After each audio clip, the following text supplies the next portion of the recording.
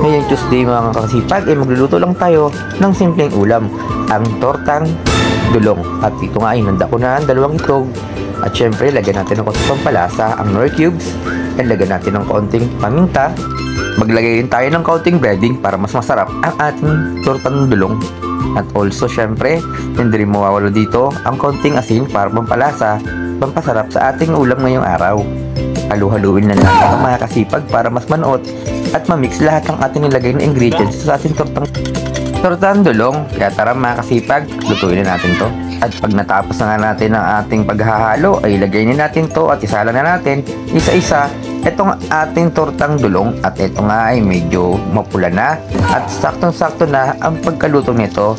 At ito ay walta rin natin mga kasipag para at least ay mas maganda ang texture ng luto natin. At ito hanguin na natin mga kasipag. At eto na nga yung finished product natin mga kasipag. Tansya ko dito mga kasipag ay marami-rami na namang kanin yung ubusin natin ngayong araw. Pero bagong lahat ay huwag kalimutang follow and share sa aking page. Salamat!